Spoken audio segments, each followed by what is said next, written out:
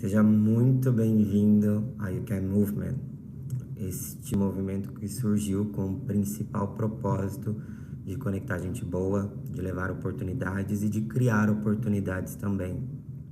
Quando a gente se junta em uma rede de pessoas com propósitos muito alinhados, a mágica da transformação acontece. Eu sou Júnior Rodrigues, eu sou criador e fundador deste movimento, e essa semana, durante 5 dias, 5 temas, 5 painéis, muita conexão, muita oportunidade e principalmente muita gente boa para te inspirar e mostrar que você pode, e você pode começar com o que você tem nas mãos.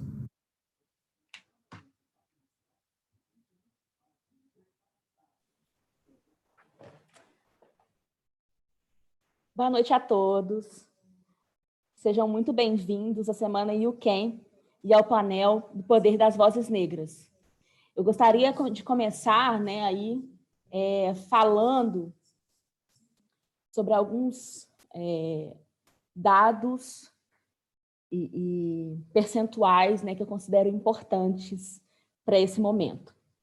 Segundo o IBGE, o Brasil tem hoje aproximadamente 212 milhões de habitantes, sendo que desses, aproximadamente 57% são autodeclarados negros ou pardos.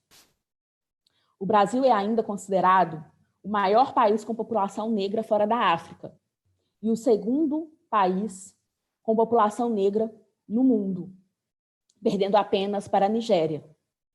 O IBGE informa ainda que, em 2018, 3,9% das pessoas declaradas brancas eram analfabetas. Já com as pessoas autodeclaradas negras ou pardas, o percentual sobe para 9,1%. Para os que concluíram o ensino médio, entre os declarados brancos, o percentual é de 55,1%. Já para os autodeclarados negros ou pardos, o percentual é de 40,3%. Segundo a ONU, a população negra é a mais afetada pela desigualdade e pela violência no Brasil. Segundo o Atlas da Violência, entre 2008 e 2018, houve queda nos homicídios de mulheres não negras, em 11,7%, e aumento em 12,4% entre as mulheres negras. Houve ainda uma diminuição na taxa de homicídios em 11,5% para as pessoas não negras, enquanto para as pessoas negras houve um aumento de 12,9%. Em 2018, 68% das mulheres assassinadas eram negras e 75,7% do total das vítimas de homicídio também eram negras. Falando de alguns conceitos, eu acho interessante para essa discussão falarmos do que é preconceito. Eu definiria que é uma indisposição, um julgamento prévio, negativo, que se faz de pessoas estigmatizadas por estereótipos. Discriminação é a denominação atribuída a uma ação ou omissão violadora do direito das pessoas com base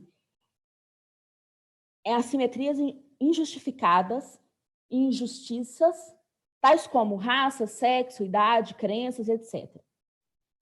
Racismo é a ideologia que postula a existência de hierarquia entre grupos humanos, no caso, entre negros e não negros. Nosso Código Penal tem uma definição de racismo e injúria racial. Racismo é a discriminação de raça e de cor contra uma comunidade, atingindo um número indefinido de pessoas. Impedir acesso a estabelecimento comercial, por exemplo, seria um ato de racismo. Injúria racial é o ato do crime que se refere depreciativamente à raça, cor da vítima. O exemplo, xingar de macaco. Esses são aí títulos diferentes para a gente poder entender um pouquinho do que é racismo e injúria racial na nossa legislação. Bom, meu nome é Bárbara, né? Eu tenho 32 anos, sou mineira de Belo Horizonte, formada em Direito, faço hoje em dia contabilidade e nascida e criada na periferia de Belo Horizonte, tive a oportunidade de fazer ProUni, de ir para uma boa faculdade, e nessa faculdade eu descobri o que era ser negra e o que era racismo. Antes disso, eu não tinha vivido nenhum episódio claro de racismo na minha vida. E lá eu fui entender qual era a diferença social e racial existente e passar por tudo isso na minha vida. Por isso que eu acho tão importante hoje a gente falar de temas como esse e entender do que se trata e quais são os nossos direitos e ter uma percepção melhor sobre todas essas coisas. Tá certo? Luanda, com você. Gente, boa noite. Muito obrigada pela presença de todos que vieram aqui disponibilizar seu tempo, sua atenção, né, sua audiência, para estar aqui conosco, né, com esses convidados maravilhosos, com essa mediadora também maravilhosa, que acabou de falar com vocês. Eu sou Luanda, nascida Luanda Nascimento, Luanda Ribeiro do Nascimento, e autonomeada Luanda Maat, por uma questão de trazer à tona, na verdade, né, uma identidade que foi, durante muito tempo, negada para pessoas negras no Brasil, nas Américas e, de forma geral, no mundo. Né? Como a gente sabe, a gente chegou no Brasil em condições não muito interessantes, né? E os nomes, né, dos nossos antepassados, eles não foram mantidos. Então, esse sobrenome Ribeiro do Nascimento, né, publicamente eu declaro que é um nome que não me pertence. Então, por isso, eu me autonomeei Luanda Maat. Maat é uma deusa, é um sistema, é uma filosofia do Antigo Egito, que se chamava Kemet, e ela significa a ordem cósmica, dentre milhares de outras coisas. E o símbolo dela é segurar uma balança numa mão, né, e na outra a sua pena, e nessa balança ela pesa o coração humano. Né? O que isso quer dizer? Isso quer dizer que os nossos ancestrais africanos mais antigos, aos quais a gente tem acesso registrado hoje, né? Não que eles sejam mais antigos da Terra, mas aos que a gente tem acesso aos registros hoje eles consideravam o quê? Eles consideravam que o que a gente chama hoje de civilização, civilidade, humanidade, era, na verdade, você conseguir viver uma vida onde o seu coração fosse mais leve que uma pena. Ou seja, onde você conseguisse pensar, onde você conseguisse agir, onde você conseguisse expressar as suas palavras de uma forma tão alinhada que o seu coração não seria mais pesado do que uma pena. E esse seria, então, o sentido da vida humana.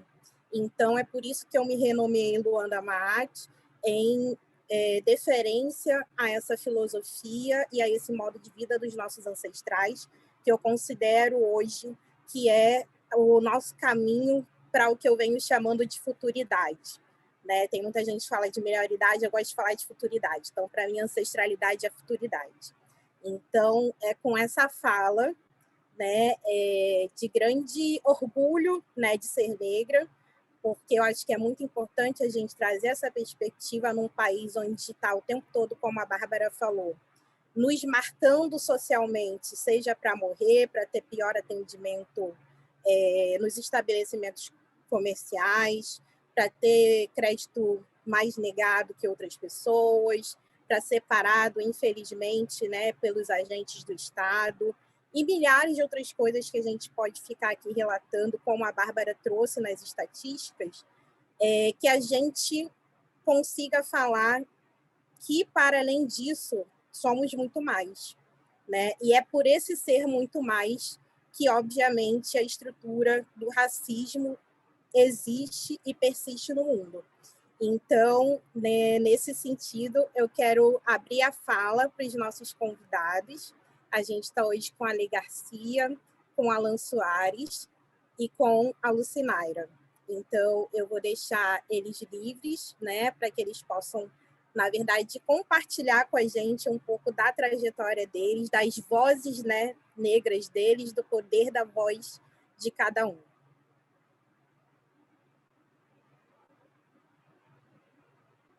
Gente, pode ficar à vontade. Alguém gostaria de conversar? Senão eu vou passar a palavra para a pessoa mais velha por uma questão de tradição africana mesmo. E aí vocês vão ter que me falar a idade de vocês. Eu não vou permitir a Nefertem passar esse constrangimento, dizer que ela é a mais velha do grupo. Então, por isso, eu vou me prontificar a falar.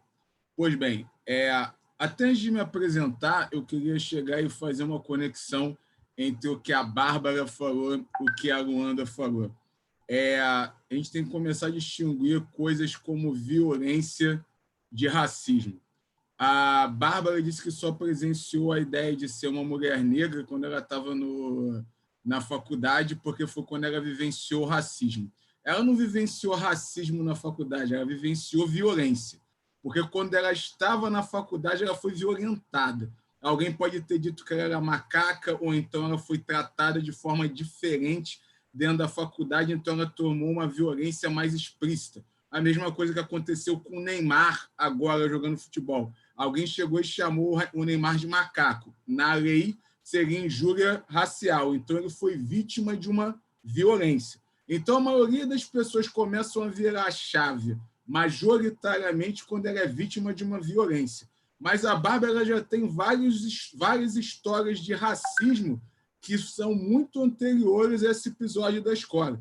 Quando ela chegou e mencionou que ela foi criada na periferia de BH, a gente tem que perguntar a causa dela ter nascido na periferia de BH. A causa dela ter nascido na periferia de BH é racista, porque a família dela foi levada para lá, se pegar os antepassados, foi para trabalhar na mineração como escravo. Então, foi sequestrado em África, levado em algum momento para Minas Gerais, trabalhar como alguém que com uma vida de extrema violência, mas morria muito cedo por conta do trabalho que era feito na mineração, fora os riscos dentro da mineração. Criou-se família ali dentro, e dentro da comunidade de Minas Gerais, que é extremamente colonialista, vinha sofrendo de racismo e violência consecutivamente. Então, o fato de você ter o seu crédito negado 3 vezes mais, você ter uma expectativa de vida menor, você ter também um nível de feminicídio maior da mulher negra, isso daí é a estrutura do racismo. Então, racismo é estrutura. Só que no maior nível, naquele nível onde a gente sente ele, é o nível da violência. Então, é aquele ponto de a gente definir o que é violência e do que é racismo. Então, quando a Bárbara me diz que ela teve a oportunidade de chegar e ter a faculdade boa, porque ela estava no ProUni, é porque alguém, eu não vou dizer que provavelmente foi na época do PT, eu não quero dizer que é uma questão de qual político é melhor do que o outro, porque, para mim, político tem que ser trocado que nem fralda, pelos mesmos motivos que se troca uma fralda, tá? Mas foi porque alguém, num instinto populista ou então até quiçá reparatório, constituiu algum tipo de política pública para beneficiar algum trecho, algum nicho da população. Então, para a gente poder definir o que é racismo, racismo é estrutura e violência é um componente do racismo. Beleza, então vou me apresentar. Eu sou o Alan Soares. Eu também nasci na periferia do Rio de Janeiro. Eu poderia contar uma história meritocrática para vocês, porque eu cheguei na faculdade de ponta, na UFRJ, sem utilizar de nenhum sistema de cota ou sem nenhum sistema de auxílio do Estado, mas eu não tenho motivo nenhum para contar essa história de meritocracia, porque eu só consegui chegar lá porque um monte de gente se esforçou bem antes de mim para poder me dar esse acesso, que foi minha irmã, minha mãe, meu pai. Então, teve muito esforço ao longo desse processo. Amigos ao meu lado também que tentaram, me impediram de tomar caminhos equivocados ao caminho justo, que eu deveria seguir, que é justamente o estilo de Mahat. Então, você tem que seguir aquelas leis de Mahat, as leis da retidão. Então, que me possibilitaram chegar até esse momento. Então, eu sou nada mais do que a junção desses meus ancestrais, que a história deles permitiu que eu chegasse até aqui, e a minha função é permitir que outros possam ir mais longe. E eu queria convidar vocês para conhecer o movimento Black Money, mas eu acho que ao longo da conversa a gente vai poder conversar melhor sobre isso. Queria dar a palavra para a nossa mais velha, Nefertem. Olá, boa noite. Primeiramente, eu agradeço pelo espaço aberto, né? E a todos vocês, né? Porque é aquela coisa, né? A gente sempre repaginando, reconstruindo e sempre querendo abrir um caminho melhor para quem vem depois da gente, assim como muitos já vieram abrindo para a gente. Meu nome é Lucinaira.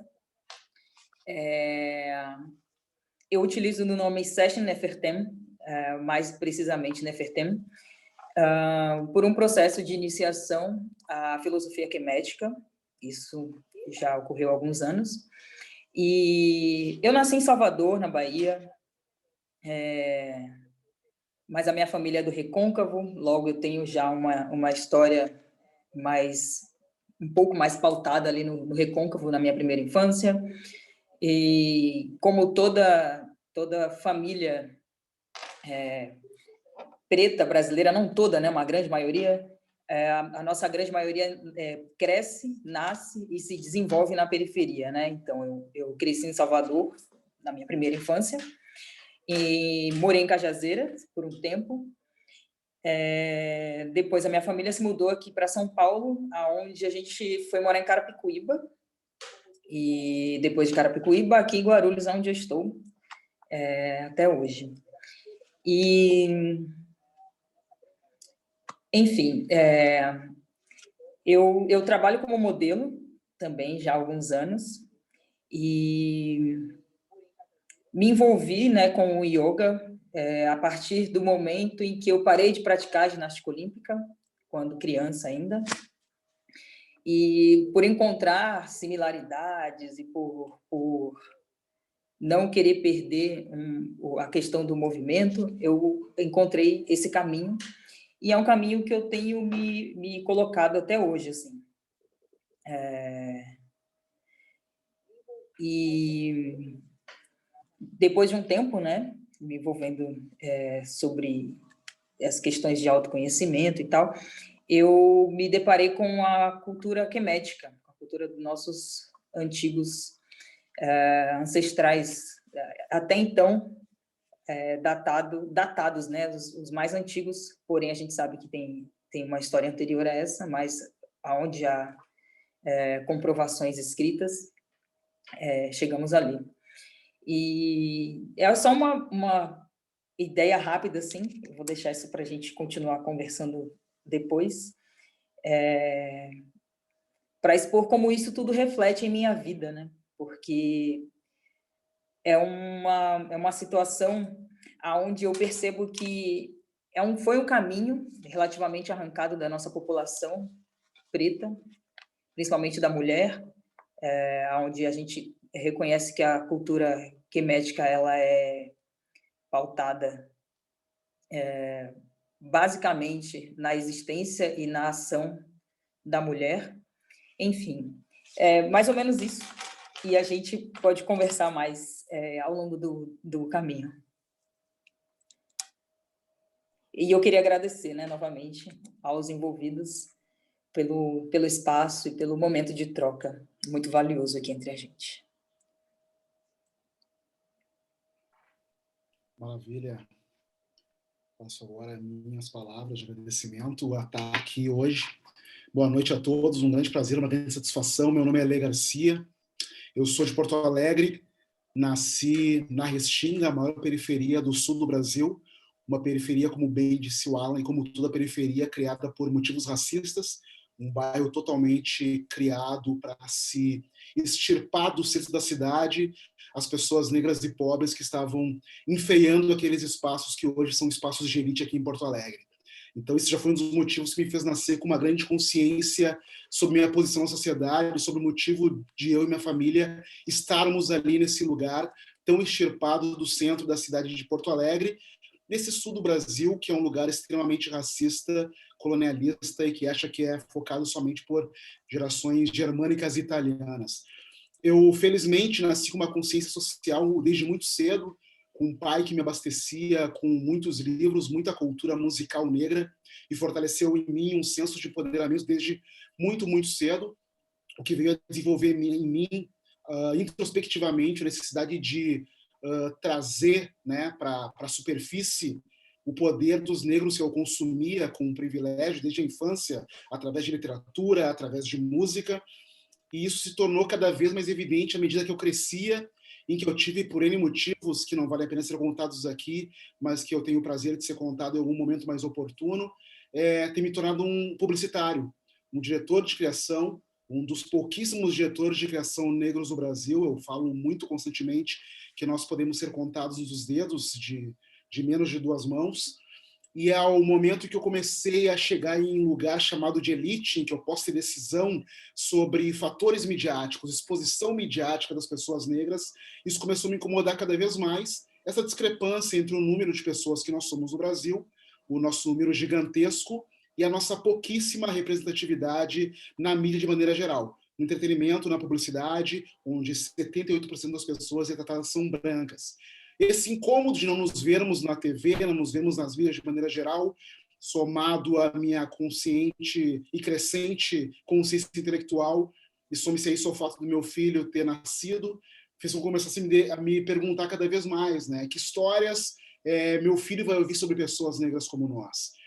E por ter alçado esse lugar minimamente de liderança e de algum poder, que é estar na direção de criação de agência, de poder ter controle sobre campanhas publicitárias e sobre conhecer os meandros da comunicação, eu resolvi tomar para mim um certo tipo de missão, que é levar, empoderar, contar histórias de pessoas negras da maneira mais bem-sucedida que eu achava que deveriam ser contadas.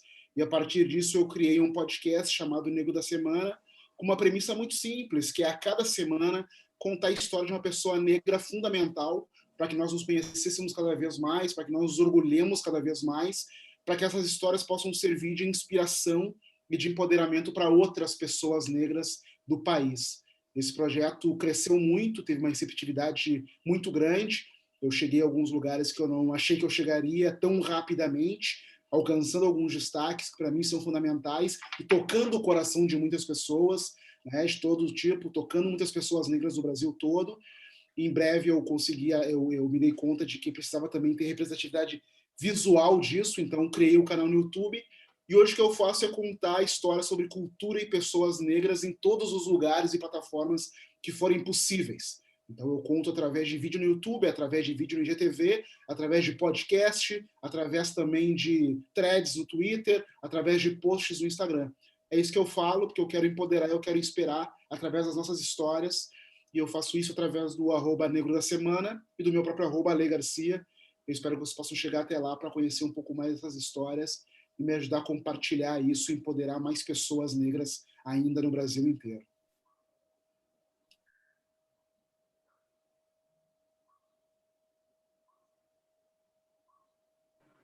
Maravilha. Sensacional, né, Bárbara? Super. É emocionante, é empolgante, é inspirador, né? Cada uma dessas histórias, cada um desses movimentos, assim. É isso, gente. Eu estou aqui bem entusiasmada com as 3 falas, assim, realmente maravilhosas, né? Assim, parece que cada vez que a gente escuta, né, uma pessoa negra que está fazendo um movimento para transformar, né, essa história toda aí que a gente acabou de contar em números, mas também a história que vem aí se alongando pelo menos desde 1530 alguma coisa, é uma alegria, e a gente sai cada vez mais motivada e com mais coisa que a gente vê que, nossa, quanto que a gente precisa aprender, né? Eu estou realmente muito feliz, obrigada aí pela fala de vocês. Vou aproveitar para fazer uma pergunta, né, para já abrir, né, para a nossa roda de conversa. O nome dessa mesa, originalmente, é O Poder das Vozes Negras para Além da Representatividade. Né? Como alguns de vocês sabem, né, e com certeza o próprio público que está assistindo esse debate, tem, de certa forma, poderíamos dizer, uma disputa, ou pelo menos uma discussão em torno do que seria, né, esse conceito e essa prática da representatividade, né?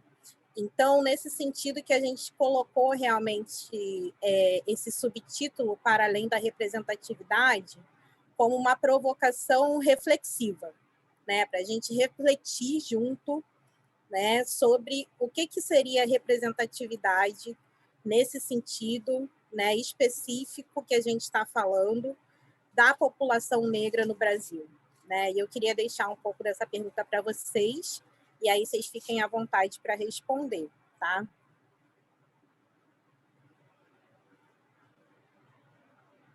Eu queria começar só para poder jogar um pouco de pólvora aqui na fogueira. A questão de representatividade. Então, vamos pegar um caso, uma trend, que é o próprio Neymar atualmente. O Neymar, ele é lido pelas pessoas como uma pessoa negra. Ele é lido pelas pessoas, mas ele vive um estado de completa negação. Ele já se negou há 10 anos atrás dizendo que não era negro. Eu não sei se ele mantém esse tipo de postura ainda ou não, mas ele diz que é um não negro, e ele também acabou criando uma família que o que ele teria de negro, ele acabou agora já nessa geração dele, porque o filho dele é loiro. Então, a pergunta é o seguinte: adianta a comunidade ler o Neymar como negro enquanto ele continua negando-se como negro? Então, é um negro que está em algum lugar de destaque, mas se nega como tal. Um outro exemplo Fernando Holliday. Ele é um homem negro que se coloca no lugar de ataque à comunidade negra. Eu poderia dizer que é um político negro, porque todo mundo vai ler o Holliday como uma pessoa negra. Mas nessa representatividade, nesse lugar de representatividade que ele está ocupando algo que faça bem para a comunidade negra? É uma outra pergunta. Eu sei que eu levei muito para os extremos. Levei para os extremos de pessoas até que atacam a comunidade negra de alguma forma. Mas eu vou levar para o campo da neutralidade. Um campo de alguém que simplesmente chegou e se formou na faculdade, obtém um discurso meritocrático, que conseguiu a direção de grandes empresas, mas não move uma palha para mudar a estrutura de contratação da empresa dele. Não move uma palha para mover a estrutura de contratação, não estimula a ascensão de pessoas negras, não faz nada pela comunidade. Ele está sendo como representatividade para a comunidade, ou ele está simplesmente sendo um token? É isso que a gente tem que pensar. A gente tem que parar de chegar e eleger ídolos e começar a perguntar se esses indivíduos estão fazendo alguma coisa para a comunidade. A gente tem que parar de se emocionar. É uma questão que, bem como o Arê fez agora, ele estava num cargo de direção de grandes empresas na criação, ele chegou e viu que ele deveria fazer alguma coisa, e esse alguma coisa que ele deveria fazer poderia ter custado o trabalho dele, porque o dono da empresa que ele estava poderia não ser ele.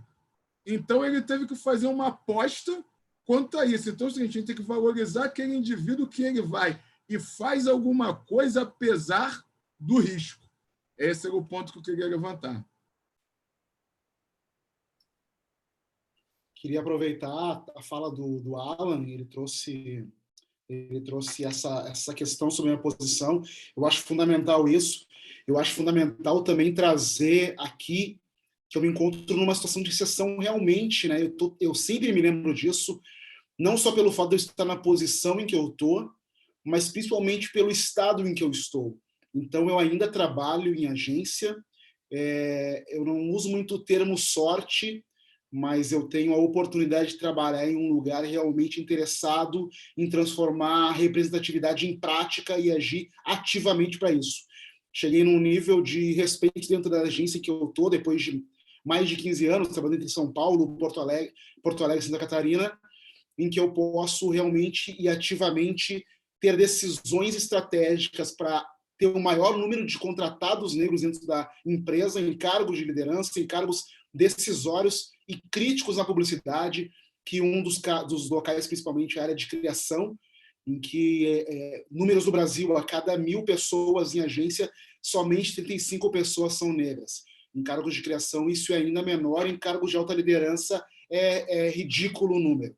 Então, esse é um fator, eu posso realmente criar diversos programas e ações para ativamente trazer pessoas negras para dentro da empresa, e eu posso, e já intervir nisso, abdicar de certos trabalhos e projetos em que as práticas racistas se sustentam, como já aconteceu com clientes que tentaram eliminar modelos e atores que foram escolhidos por N motivos, por sua qualidade como profissionais, pessoas negras para figurar em campanhas, e que foram negados pela empresa em questão, para quem nós estávamos prestando um trabalho, e a direção da agência de trabalho, de comum acordo, concordou que devíamos abdicar daquela conta e não servir aquela empresa com suas práticas extremamente racistas.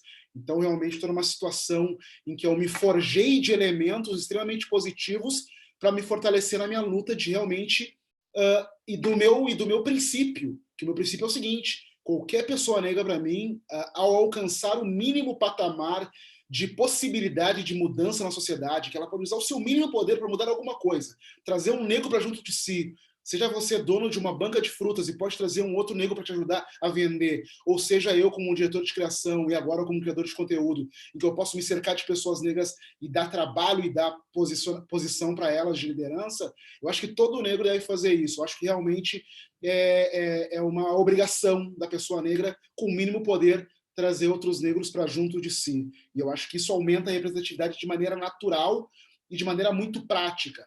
Eu fiz palestra outro dia numa universidade que falou que havia um pedido, um clamor dos alunos para ter mais professores negros na área de publicidade, e que, por mais que eles tivessem publicado anúncios em jornais e sites de emprego, não apareciam esses negros. E eu questionei se eles tinham tomado alguma decisão ativa, alguma atitude realmente ativa para trazer profissionais negros. Já existem diversas maneiras disso acontecer, e a pessoa ficou com cara de pastel. Obviamente que ela não fez nada disso, né? Achou que esses negros iam brotar milagrosamente, ainda mais numa cidade, num estado como nós estamos, que é o Rio Grande do Sul. Então, essa é a minha opinião, realmente, meu modo de ver a vida, que é questão de empoderamento através de ação ativa por quem tem poder, por negros que estão em posição de poder, e aí eu acho maravilhoso, ainda que extremos, eu acho que às vezes tem que ser extremos, sim, Alan, os extremos que o Alan trouxe, porque eu acho envergonhante isso, que negros em posição de poder neguem sua negritude e ainda desabonem nossa raça e não façam nada para nos elevar e para trazer outros negros junto com eles. Esses dois exemplos que o Alan trouxe são extremos, mas são extremamente pertinentes. Boa noite. Pegando um gancho aqui na fala de Alê e também na fala de Alan, é muito interessante esse levantamento que a Alê fez sobre como as agências lidam, principalmente com os modelos e os atores negros, né? Porque eu trabalho nessa área também, e eu tenho visto coisas assim, às vezes a gente, ali naquele meio, naquela situação, a gente até faz vista grossa para algumas situações, para não virar desconforto, né? Mas já acontecem situações onde atores, atrizes negras, onde são oferecidos cachês, inclusive menores, bem menores, do que para atores e modelos brancos, no caso. E eu fico pensando, eu já questionei a agência sobre isso, por que esse tipo de prática acontece?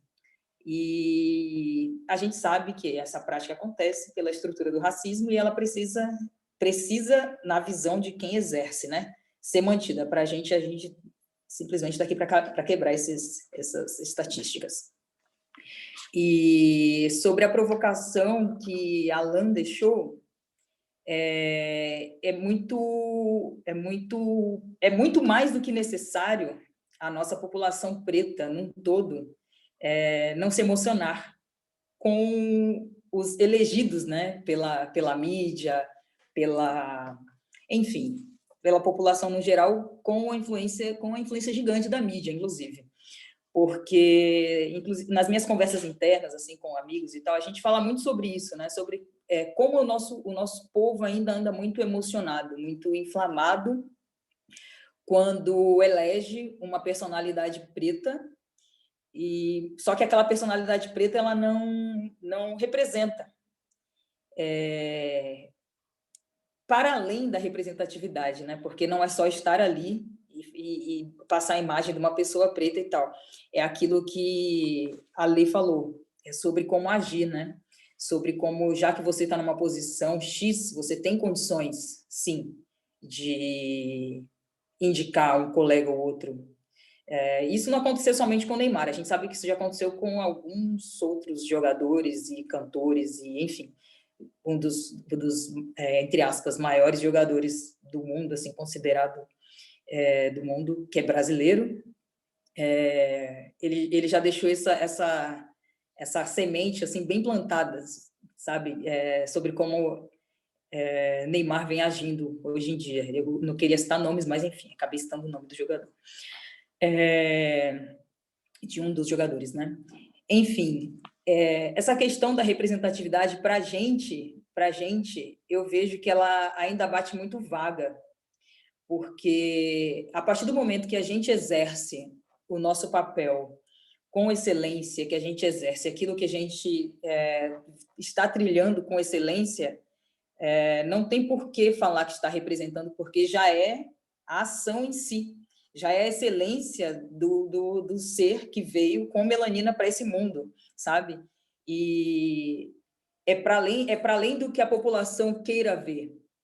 Eu percebo assim, porque não é só necessário a gente estar ali e achar que por ser preto já estou representando somente pela imagem. Não, tem uma ação, tem questionamentos a ser feitos, tem um caminho, né, assim, para ser trilhado. Felizmente, para alguns pode ser até um pouco assustador, mas, querendo ou não, estamos aqui trilhando caminhos e abrindo caminhos para que alguém trilhe, né? Então, para mim, a representatividade vai para além disso nesse aspecto. Não é somente estar, é o que você vem fazendo com esse estar, mesmo que ninguém esteja vendo, sabe? Que reflexão de vocês três, assim. Bárbara, tinha até a ver com... Pode falar, Alan. Só um detalhe para aquele caso que a Nefertem trouxe da representatividade, para mostrar como que isso é cruel para nós todos. Porque, por exemplo, para o Alê se tornar um diretor de criação renomado, ele teve que estudar muito para isso. Beleza. Para alguém se tornar um ator ou uma atriz de sucesso, também tem que trabalhar muito para isso. Então, olha só, eu tenho que ter talento. Então, a gente está comparando talento com negros e brancos. Então, as pessoas, para ter talento, é independente da cor delas. Beleza. Só que, além de você ter talento dentro como uma pessoa negra, você ainda tem que se esforçar para tomar consciência e fazer algo pela sua própria comunidade. Então, você tem que se esforçar para fazer ainda um pouco mais. Ainda tem um outro ponto.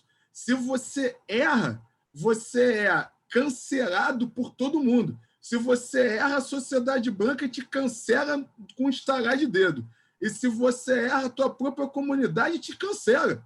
Então, a violência para um indivíduo negro é muito pior, é muito mais forte. E eu acho que é por isso que muitos fazem um estado de negação, porque viver em negação vai ser mais simples.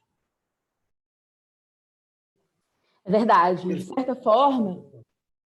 Não, desculpa, é muito perfeito o que o Alan falou, realmente. Esse estado de negação se justifica em relação a todo esse peso em torno de nós, pessoas negras, né? Porque imagina essas pessoas, esses exemplos que você deu anteriormente, que se negam a se ver como pessoas negras. Se trouxe Neymar, trouxe Holiday, porque estão, talvez, conscientes do fato de que era a obrigação deles, sim, trazer outros negros com eles, e sim, serem representação no sentido máximo da palavra, porque nós estamos olhando por eles e outras pessoas brancas estão olhando como eles os representam. Então, eu acho que é uma atitude de conforto, né, a deles, e uma covardia também, não se verem como pessoas negras, para não carregarem esse peso que nós que estamos aqui carregamos e sabemos que temos que levar adiante, né?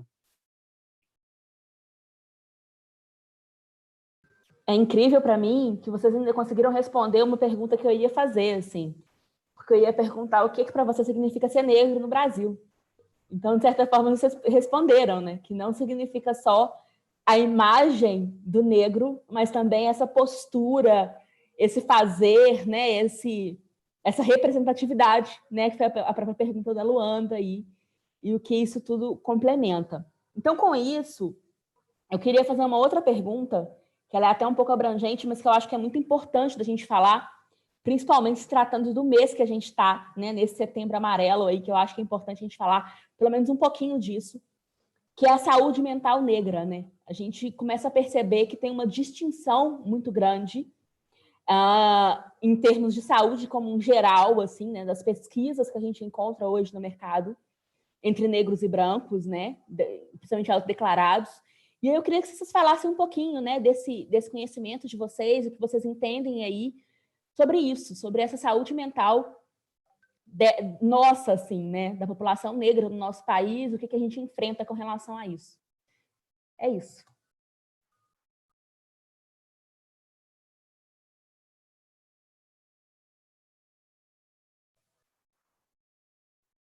Deu para entender? Ficou alguma dúvida? Eu acho que quem tem que responder essa daí primeiro é a Nefertem, ela que trabalha com a questão da filosofia genética, ela e a Luanda que estão mais alinhadas nisso daí. A minha saúde mental já está no lixo faz tempo. Então, sobre a saúde mental, eu vejo que eu sempre reflito muito sobre isso, né?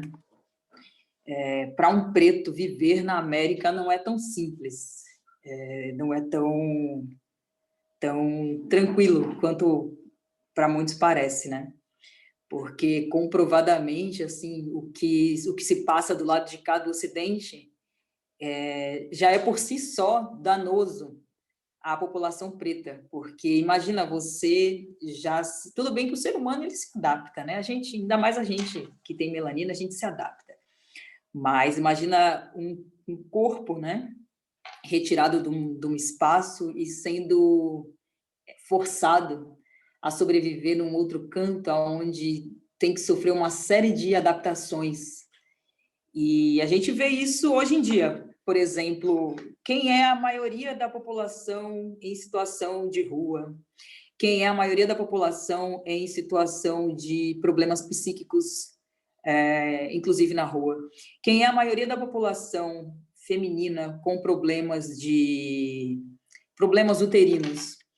E a gente consegue enxergar que tudo isso é reflexo, né? Reflexo de como não só o racismo, mas também de como toda uma estrutura que é, na verdade, uma não estrutura, como isso vem falhando para com a população preta, né? E o que eu vejo, assim, nos últimos 5 anos, que é uma coisa que eu tenho ficado bem feliz, assim, que tem me aliviado um pouco, é sobre como a nossa população vem se preocupando com a sua própria saúde mental, física, espiritual. E eu vejo assim que é um caso não, né? É uma realidade relativamente nova, porém necessária, porque o nosso povo ele só existe porque a gente tem esse cuidado, mesmo que a maioria do nosso povo ainda não sabe, né? Mas os mais velhos teve esse cuidado, mesmo com tanta dificuldade. E a gente, hoje em dia, tenta trilhar e facilitar um pouco esse caminho para que consigamos, ao longo do tempo, né, ao longo dos anos, ter uma consciência mais sã, né? Uma claridade mental, uma percepção real de vida. E não é tão simples, né? Mas eu percebo que vem acontecendo esse movimento e eu fico muito feliz com isso, sobre como o nosso povo vem se tratando das mais diversas formas, assim, ainda que com tanta dificuldade, sabe? Que não está acessível para muita gente, não está, mas é aquela coisa, né?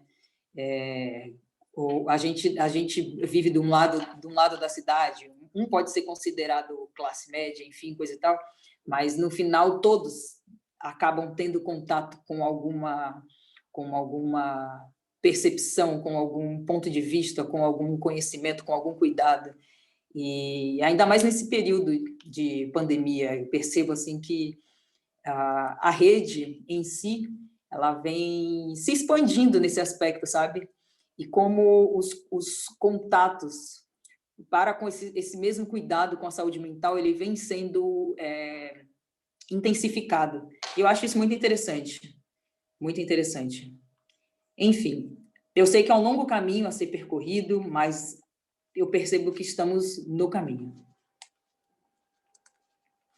Eu queria fazer uma pergunta sobre saúde mental. Acho que a Nefertan ou a Luanda vão poder responder isso. Como é que a gente consegue ter saúde mental se a gente está totalmente desconectado da nossa própria cosmovisão? Então, vamos pensar de uma cosmovisão onde você tinha deuses que eram negros, então você tinha essa representação imagética de um deus preto,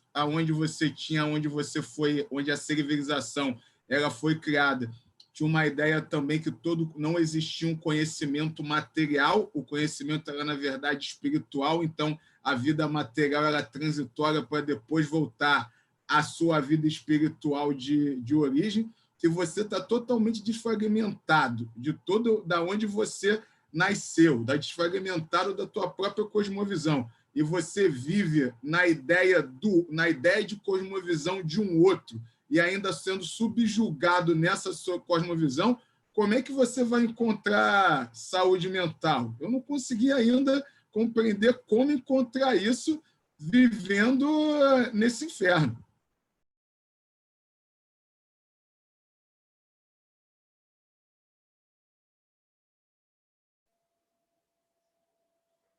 Alan, então, eu acho muito complexo mesmo essa questão de como a gente vai encontrar, né, essa saúde mental vivendo nesse, entre aspas, inferno que a gente considera que esse lugar.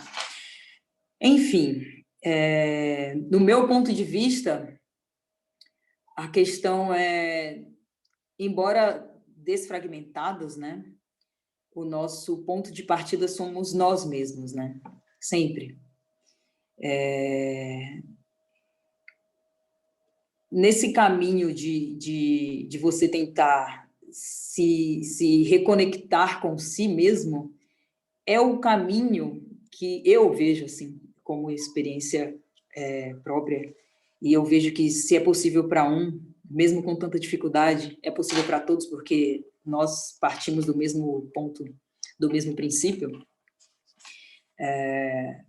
O caminho para a gente conseguir manter, né? Porque não é tão fácil estabelecer, e principalmente nesse período de pandemia, essa saúde mental, a partir do momento em que você tenta se conectar, né? Se conectar com si, tenta você... como isso, é isso que você falou, né? Reconhecer-se dentro de uma cosmovisão que não foi... essa cosmovisão que não é a cosmovisão que foi passada para você como sendo realidade, mas sim a cosmovisão que é, na realidade, a realidade do nosso povo. E é uma junção de fragmentos. Eu falo isso porque, nesse período de pandemia, inclusive, eu me percebi me reunindo em vários pedaços que eu percebi que, nossa, a gente se perdeu ao longo desse tempo, né? E não foram 30, nem 35 anos de existência minha no planeta, foram mais de 500 anos. E a questão é justamente essa, né? Todo o conhecimento que nossos ancestrais deixaram aí para a gente, eu vejo que é justamente para isso, sabe? Porque é para a gente pegar esse conhecimento para a gente, é para a gente tomar posse desse conhecimento, é para a gente conseguir juntar esses pedaços que foram deixados para justamente estabelecer uma conexão necessária para que mantenhamos uma saúde mental digna e decente, para, a partir de então, a gente conseguir seguir em frente dentro de uma sociedade onde a gente consegue incluir. Essa palavra eu acho muito complicada, porque não é sobre incluir, é sobre existir e fazer com que nós sejamos quem somos, quem precisamos ser aqui, sabe? Eu vejo que é um caminho, é um longo caminho, da gente conseguir fazer essa junção dessa nossa mente que está desfragmentada e tomar posse da nossa cosmovisão. Mas é um processo que vai durar gerações, e a gente está aqui para isso, né? Querendo ou não, Alan, o seu questionamento em si, lá na frente, ele já vai bater como solução, sabe? Se você questiona hoje, porque em alguma parte de você está procurando uma solução. Ainda que essa solução não venha para você, tem gerações aí que vai colher frutos dessa solução, sabe? Maravilha de debate. Gostaria de ficar aqui horas falando sobre isso, mas isso dá uma outra live, não é mesmo? Eu acho que a Lucinara já respondeu muito bem. Só relembrando, gente, uma coisa que eu costumo sempre falar, né, quando a gente está fazendo esse tipo de debate sobre historicidade negra, é que a gente precisa lembrar que a gente está num recorte de aproximadamente, porque a gente sabe que tem um lapso aí de 1500 até a chegada, né, dos nossos antepassados no Brasil, mas de aproximadamente 630 anos, né, contando aí o período de escravização e do que se chama de abolição. Isso em termos históricos, né, e aí se tiver algum historiador assistindo essa live, a gente sabe que é um período muito curto, né, em termos de transformações históricas consistentes, né? A gente está falando aí de meio milênio, né? Se a gente pega a história do Homo sapiens, por exemplo, né, da nossa espécie que nasce na África, né, isso está comprovado, inclusive, não só por grandes nomes da nossa comunidade como Sheikh Anta Diop, mas hoje também, né, por estudos como o genoma, a gente sabe que temos aí aproximadamente 200 mil anos de existência na Terra enquanto Homo sapiens, né? Ou seja, enquanto humanos, né? Não estamos nem falando das outras espécies humanoides que não são consideradas humanas propriamente ditas. Então, o que eu sempre costumo fazer, né, e sempre falar, é que é importante que a gente tenha essa dimensão de tempo histórico, né? E aí não nesse sentido linear, mas tempo histórico no sentido de maturação, de ciclos, para que a gente consiga também compreender que às vezes a gente naturalmente tem uma ansiedade que é do nosso tempo de vida e está tudo bem, mas é só a gente olhar, por exemplo, né, para a nossa referência ancestral e ver quanto tempo e quantas gerações se dedicaram, por exemplo, para construir as grandes pirâmides de Kemet, né? As pessoas que construíram aquelas pirâmides, durante gerações, não viram ela pronta. Mas elas sabiam que estavam fazendo parte de um projeto que era coletivo e que ia beneficiar toda a comunidade. Então, eu acho que o que a gente pode trazer, né, de forma mais prática e mais intensa, e que eu vejo que todos, né, os três que estão aqui no painel já estão fazendo, é trazer essa referência para o agora. Né? Como fala o grande historiador John Henrik Clarke, já falecido, né? É muito interessante a gente olhar para tudo que os nossos ancestrais fizeram de grandioso, como a grande civilização do Antigo Egito, que é referência aí, né, clássica, justamente para a gente ter no que se inspirar, e porque realmente deixou um legado não só para todas não, mas com certeza para a maioria das nações africanas que tem hoje dentro do continente, como deixou ecos na própria diáspora, que é onde a gente vive hoje, né? Que é para onde vieram negros e negras, africanos e africanas aqui no território brasileiro, das Américas, enfim. é a gente se perguntar, né? Enfim, no Antigo Egito, o propósito era construir as pirâmides porque aquilo tinha um uso específico para aquele tipo de sociedade naquele tempo, né? Então a gente deve olhar para isso enquanto uma inspiração de força e moção de construção. Mas hoje, qual que é esse propósito? Né? Não é construir pirâmide, eu tenho certeza. É outra coisa. Então é isso que a gente tem que buscar, é essa moção que os nossos ancestrais tinham de dedicar gerações e gerações para construir um grande feito para toda uma comunidade. E vamos lembrar que a gente está aqui, 2020, né? Esse ano que o pessoal não está gostando muito. Mas, enfim, 2020 aí da era atual. Se a gente pensar só o que é reconhecido pela historiografia ocidental de tempo do Antigo Egito, a gente não está nem na metade. Então, assim, só para a gente ter também um pouco de medida para a gente não ficar muito desesperado.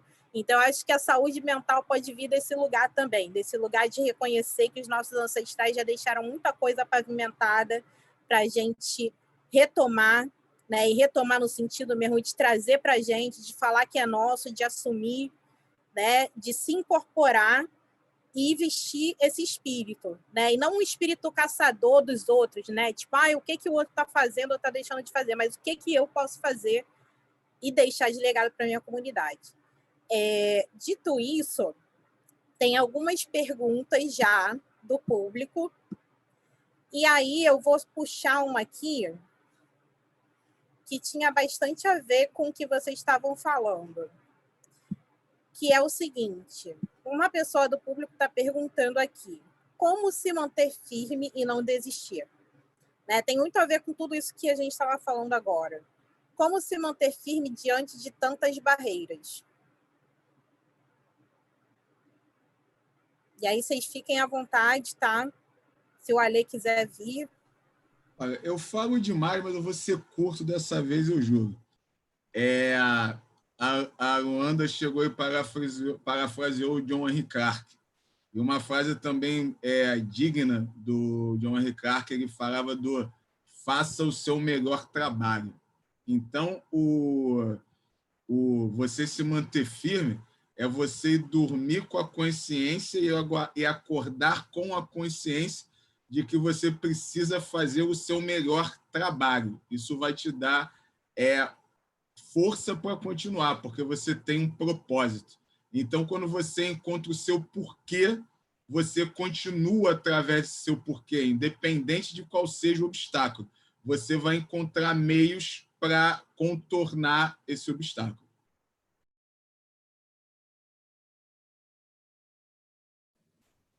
Boa. Ale, uma outra pergunta do público aqui, mudando um pouco o assunto, que é para você agora. Você foi Forbes, né, há pouco tempo, saiu aí na Forbes. E aí a pergunta é como trabalhar com a representatividade para inspirar mais jovens negros? Essa pergunta aí veio do Júnior, ele ainda pediu para dizer que é seu fã. Obrigado, um abraço, Júnior. Eu acredito, Bárbara, em representatividade através de dois fatores. Através de fator subjetivo e através de fator prático. Eu atualmente estou no campo subjetivo, construindo uma audiência e uma visibilidade para um trabalho que é focar em narrativa, que é algo que eu sei fazer, e transformar essas narrativas em histórias através de podcast, através de YouTube, através também de texto escrito, que eu sou escritor e também publico muito nas redes através de texto. Eu estou criando uma representatividade subjetiva, porque eu estou crendo que subjetivamente tem pessoas que estão se inspirando e se empoderando através da história de pessoas negras que vieram antes dela, que são muito semelhantes e nas quais elas podem se espelhar, crescer, se orgulhar com isso. Então é uma expectativa que eu crio, que essas histórias toquem outras pessoas, que as representem. Aí eu digo que ela é uma representatividade subjetiva. Pelo que eu vejo até então, dentro da potência que eu tenho, que eu não sou nenhum gigante das mídias, infelizmente, mas quero chegar lá, eu venho tocando algumas pessoas e empoderando alguma delas. Mas eu acho, isso é uma opinião muito própria minha, que isso não é suficiente. porque eu quero construir isso com um objetivo muito claro. Meu objetivo é me empoderar de tamanha forma que eu possa crescer em significância como pessoa, que a plataforma que eu criei para falar de cultura negra, ela possa se tornar uma plataforma também de ações práticas representativas. O que eu quero dizer com isso? O meu objetivo é que eu tenha tanto poder que eu possa me concatenar com diversas iniciativas. E eu acho que a iniciativa privada está sendo fundamental para isso acontecer, mas para que eu possa tornar esse meio que eu acredito, que são as plataformas digitais, que é a criação de conteúdo, em vértice para que outras pessoas negras, em situações mais deficitárias, pessoas negras de periferia, pessoas negras muito mais empobrecidas, possam aprender a usar essas ferramentas para se empoderar e, inclusive, ter um negócio para suas vidas. O que eu quero dizer com isso? Que o meu plano é transformar essas ações de forma prática, é poder criar workshops, cursos diversos e oficinas e ferramentas para as pessoas se empoderarem através da criação de podcasts, de criação de vídeo, oferecer realmente oficinas e trabalhos para que essas pessoas negras possam também fazer aquilo que eu, com a minha expertise, possa passar para elas virem adiante esse bastão e sendo passado, e as pessoas possam crescer através da imposição midiática. Porque assim pessoas negras tomando conta da mídia se empoderam, porque a mídia é esse quarto poder que dá poder para as pessoas negras. Então a gente precisa tomar conta desses lugares de visibilidade para que a gente possa ser visto e possa fazer outras pessoas crescerem também. Porque isso precisa deixar muito claro, né? As empresas mais antenadas já estão vendo e tendo consciência inteligente que nós somos consumidores, o nosso nicho é altamente lucrativo, então elas já estão se articulando para trazer o público negro consumidor junto com elas. Então, realmente, vamos usar dessas marcas e empresas que estão querendo estabelecer uma conversa de diversidade, estabelecer uma conversa de inclusão, e vamos pegar, sim, o seu capital para fazer com que outros negros possam alçar alguns patamares e poder estar em posição de liderança e de visibilidade midiática para que a gente esteja no poder de maneira geral na sociedade, né? É isso que eu acredito.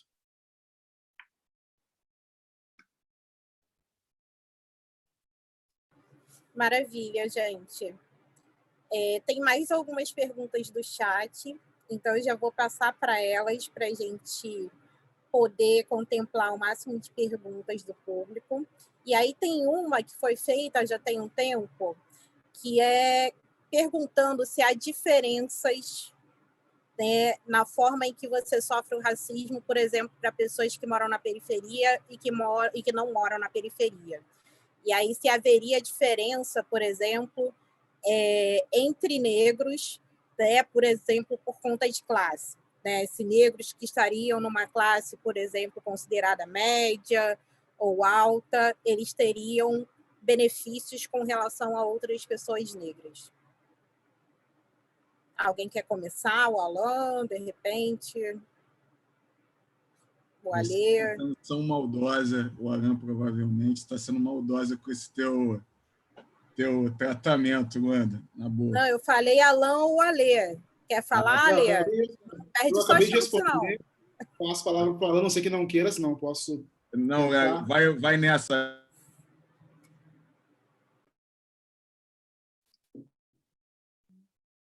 Tem? Pode ir, Ale, pode ir. Ah, desculpa, eu? Sim, Alan, surpreendentemente, cedeu a palavra para você. Aproveita. Tá contigo, Ale. Deixa eu lucubrar aqui enquanto eu me lembro da questão. Há diferença de tratamento, obviamente, em pessoas negras em situação de pobreza do que em relação a pessoas que estão numa certa posição financeira mais privilegiada. A diferença de tratamento das pessoas, de terceiros em relação a nós negros, e a diferença de posicionamento, inclusive, inconsciente de nós negros quando nós estamos em qualquer uma dessas duas situações. Né? Eu já estive numa situação financeiramente mais desprivilegiada, em que, por ser uma pessoa de periferia, meu bairro onde eu cresci é Restinga, Então eu conseguia ver muito esse olhar condescendente e de um racismo que também traz a questão do coitadismo muitas vezes em relação à minha pessoa. Eu acho que depois que você consegue chegar a algum tipo de posição financeira e social mais privilegiada, há esse escamoteamento em relação a outra pessoa que está se relacionando com você, e é muito louco isso, como eles veem isso como algo benéfico, como um favor que estão nos fazendo, a uma tentativa de nos embranquecer a todo custo, como se eles falassem assim, não, agora que você chegou aqui, você é quase um dos nossos, né? É o Tolkien, é o cara aceito no nosso meio. Então, a todo momento, querem embranquecer a nossa figura, querem dizer que não somos negros, que somos morenos, que não pertencemos à raça negra. Então, eles veem isso como um favor, realmente. E olha como é louco isso, vendo até um paralelo em relação na infância. O Alan falou desse peso total que a gente tem sobre nossas pessoas, né, de negros terem que ser muito melhor, muitas vezes mais. Isso é uma coisa que vários de nós ouvimos de nossos pais, certamente. Eu ouvi do meu pai, normalmente, assim, você tem que ser 2 vezes melhor. Então, eu sempre fui bem CDF, assim, puxei muito, estudei muito, tive muita sorte de nascer com esse gosto por ler muito também, de procurar e ser muito curioso.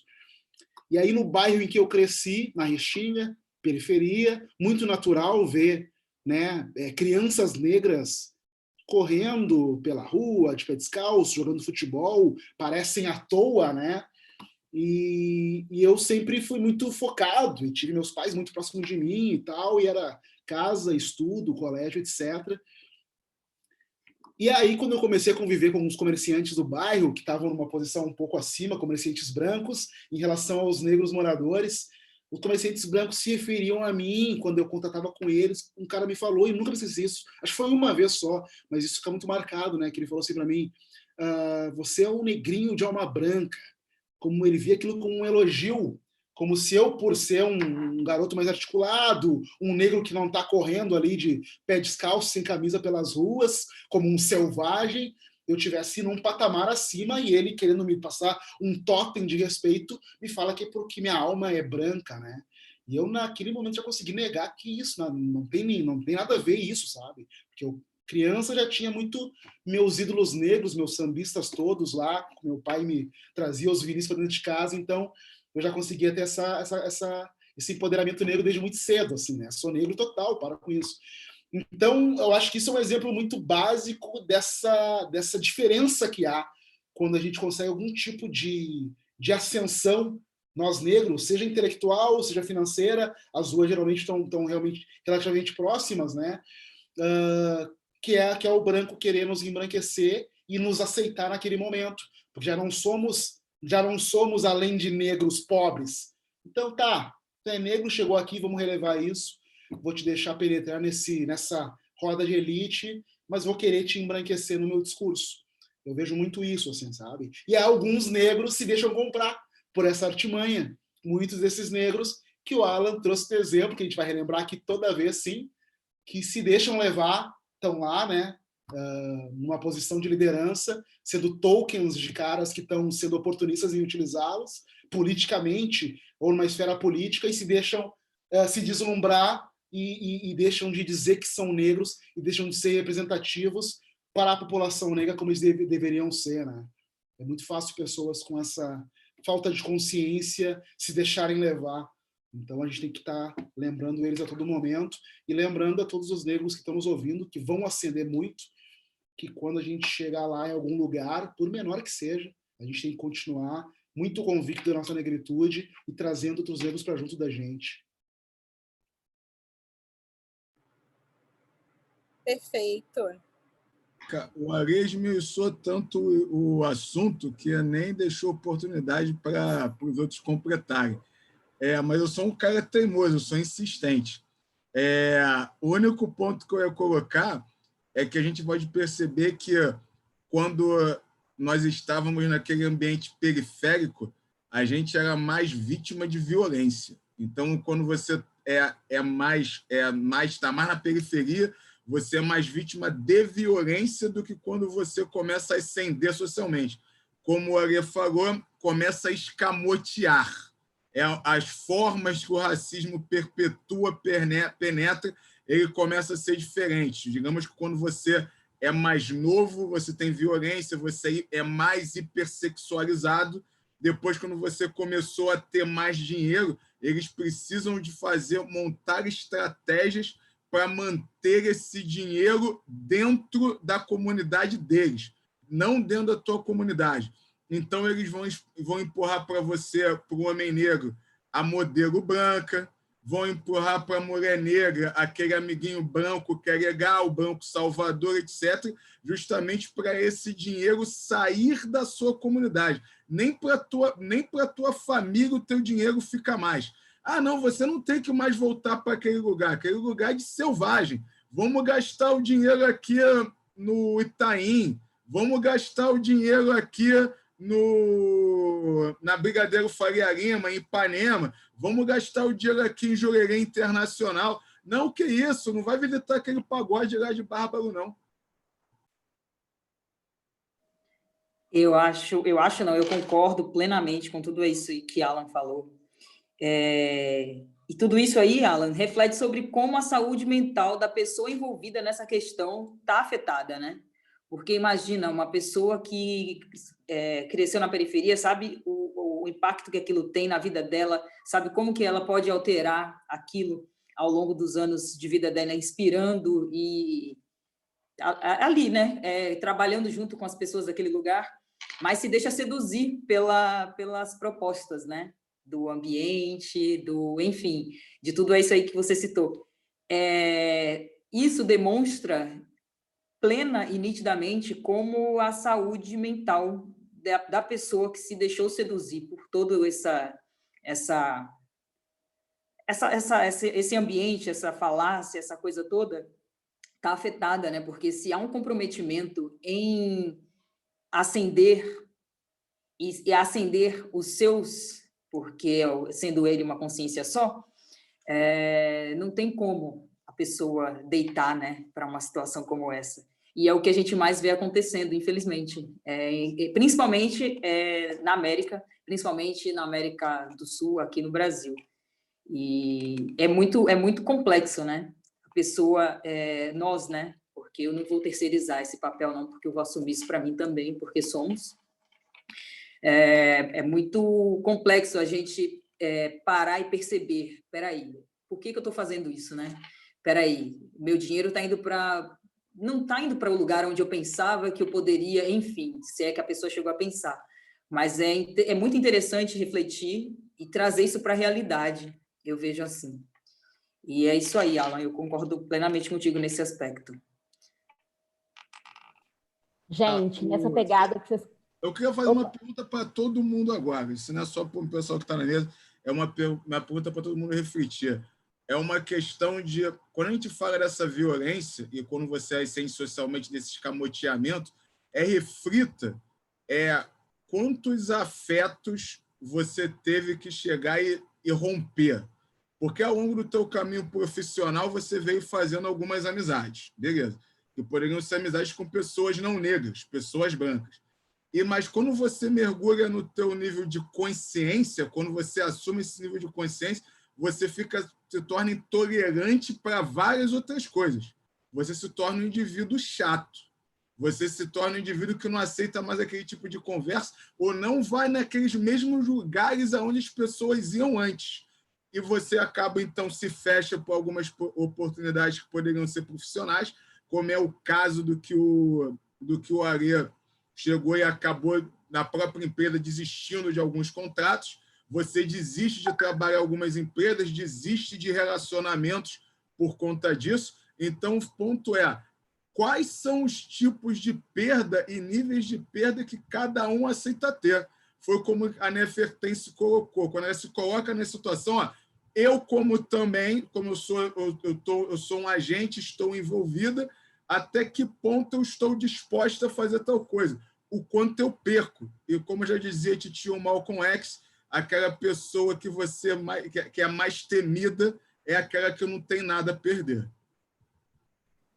Alan, essa pergunta é muito legal, porque fala dessa questão mental nossa, né? E fala também muito da suposta agressividade negra, né?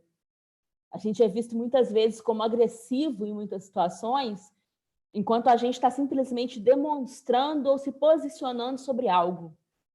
E eu falo isso porque passei por essas situações em vários locais de trabalho, com amigos mesmo, por me posicionar e por definir aonde eu queria estar, ou como eu queria estar, ou até mesmo com quem.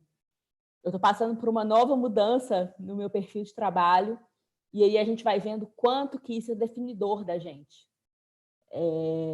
Realmente muito definidor. É transformador e impactante mesmo. E nessa pegada, tanto na última pergunta que vocês fizeram, quanto nessa que você fez, eu vou jogar uma pergunta do público, porque aí todo mundo vai poder responder isso tudo junto e ajudar a gente com o nosso tempo também. Tem a ver o seguinte, qual a melhor forma dos brancos se integrarem e contribuírem legitimamente na luta antirracista? Eu acho que eu até devolvo para você mesmo aí, para você poder começar a falar sobre isso.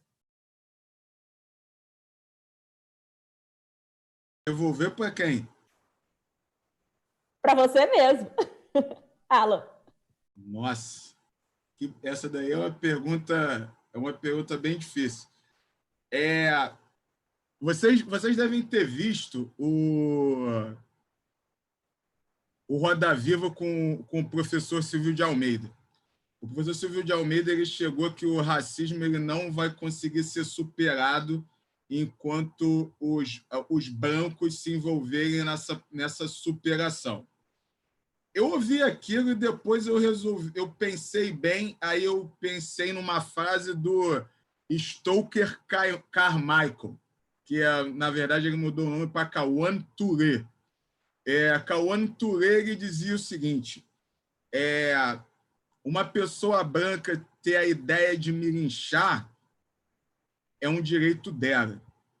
Quando eu permito que ela faça isso, é um problema meu. Então, a ideia que eu começo a pensar quando misturo a ideia do Silvio de Almeida com o Carmichael é que o racismo é algo que não será superado. Porque a estrutura, o próprio capitalismo, a estrutura de mundo como ela é feita hoje, é necessário que alguém seja subjugado por uma outra parte ganhar alguma coisa. E até mesmo quando você pensa na questão da pobreza, um branco pobre, ele tem um bônus, ele tem um presente porque ele não é tratado como um preto. Então, quando você supera o racismo, a ideia de superar o racismo é a ideia de queimar esse bônus. Então, superar o racismo é a ideia da quebra da cosmovisão ocidental. E o Ocidente não vai quebrar essa cosmovisão. Então, nem acredito na superação do racismo. O que eu acredito é o seguinte, é numa unidade da comunidade preta para não permitir que o racista tenha força para fazer algo. Então, é a unidade, é a união, unicidade para conquistar poder. Porque a partir do momento que você tem um leão lutando com uma ovelha, o leão come a ovelha. É diferente quando um leão briga com um leão. Quando um leão briga com um leão, existe a diplomacia, porque alguém tem alguma coisa a perder. Então, a minha ideia é fazer com que a comunidade negra tenha força suficiente para o outro prestar atenção se ele vai querer brigar mesmo ou não. Tudo é sobre poder. Qualquer coisa fora de poder é perda de tempo. Então, a gente tem que procurar a união do poder. Então, se alguém é antirracista, ele tem que procurar fortalecer a comunidade. E como é que fortalece a comunidade? Comprando de pessoas pretas, consumindo produtos e serviços pretos, votando em pessoas pretas que estão com o discurso de fortalecer a comunidade e de um bem comum. Eu concordo demais com o Alan, eu não tenho muito complemento, porque eu acho que foi uma explanação muito, muito perfeita, mas eu também acho que a noção de superioridade de uma raça em relação à outra não vai ser extirpada. Eu acho que o que a gente fala é sobre relação de poder, é sobre relação de pessoas negras estarem em uma situação em que elas têm poder para fazer suas escolhas, para terem possibilidades tamanha as quais as pessoas brancas tiveram durante toda a nossa sociedade. Eu acho que a busca é essa, tem a ver com essa área que o Alan é um mega especialista, que é o Black Money, e tem a ver com a gente poder acessar realmente. Eu acho que a noção cultural, antropológica, de superioridade de uma raça em relação à outra não vai ser extirpada, mas realmente há essa estrutura capitalista na qual a gente pode prevalecer, em que os negros vão, através de N fatores, entre os quais o fator midiático que eu falei, que está profundamente atrelado aos fatores intelectuais e financeiros, em que o negro vai chegar numa posição de liderança tamanha em que ele vai ser tão leão quanto o branco é um leão, vão estar brigando de igual. Mas agora a crença numa superioridade racial vai sempre existir realmente. Então, o Alan falou muito bem sobre isso. No meu ponto de vista, eu guardei essa pergunta, né? Qual que é a melhor forma dos brancos serem antirracistas? Enfim, sem pautar muito sobre preto e sobre branco, o importante aqui é a gente entender que o racismo ele se vale do capitalismo, né? E aquilo que Alan falou, a estrutura é mantida através de uma prática. E eu, do meu ponto de vista, acredito que, ao enfraquecer determinadas práticas, o cidadão que quer ser antirracista, ele automaticamente já é antirracista, quando ele visa enfraquecer práticas que ele percebe como sendo racista. Então, é aquilo, né, que Alan citou. Consumir, dar espaço, fortalecer, né? Fortalecer, seja intelectualmente, seja financeiramente, o trabalho, o serviço daquela pessoa preta que você vê ali se esforçando e que você, se você se enxerga como sendo um antirracista, você vai pagar pelo serviço dela. E eu vejo assim, o cidadão que quer ser antirracista, ele só vai conseguir ser antirracista mesmo a partir do momento em que ele entender o privilégio dele, majoritariamente financeiro, e eu sei que ele não vai abrir mão disso. Primeiramente, eu sei que ele não vai abrir mão. Então, o que é que a gente pode fazer para equiparar essa situação, para trazer esse reparo, sabe? Mas, se ele quer ser antirracista mesmo, ele vai ter que arcar com esse reparo histórico, com esse reparo financeiro. E, assim, eu vejo que é um dos caminhos que a gente pode seguir, sabe? Porque não adianta o cidadão falar, eu sou antirracista, mas assim, participa de uma situação ali, vai pular para mim, mas eu não vou te pagar porque é uma situação que não tem cachê. Não, você não está sendo antirracista, me desculpa. Você só vai ser antirracista a partir do momento em que você pagar pelo serviço daquela pessoa preta, em que você está entendendo que precisa ser fortalecida, já que o racismo bate tão forte assim em você, que você percebe que bate no outro. É uma forma de você conseguir perceber isso. Eu percebo assim. Que reflexões. Gente, falando de pagamento da pessoa negra, dessa parte aí que também é empoderar, né? A gente entra numa pergunta que veio do público lá atrás, para o Alan, falando do movimento Black Money, né? Trazendo aí o Black Money, trazendo o momento dele falar um pouquinho sobre o movimento. E a pergunta é, como o movimento pretende expandir as operações para impactar mais negros no Brasil? Legal. Eu vou trazer uma alusão, uma frase que a Luanda já utilizou antes, quando ela veio dizendo que no Egito criamos pirâmides. Então, as pirâmides foram a representação de um poder de uma época. E também era a representação de poder e também tinha todo o seu aspecto funcional, existia uma funcionalidade para aquilo. Aí depois a gente pode pegar uma grande obra negra também que foi feita ao longo do caminho, eu gosto de utilizar de Marcus Garvey. Marcus Garvey montou uma companhia transatlântica. Montou uma companhia transatlântica para levar os negros de volta para a África. Mas eu acho, o mais importante do que a ideia de levar negros de volta para a África, é a ideia de poder que ele construiu. Eu posso construir essa companhia transatlântica e levar todo mundo de volta para casa.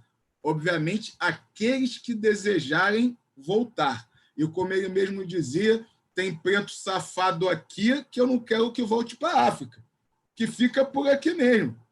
Beleza.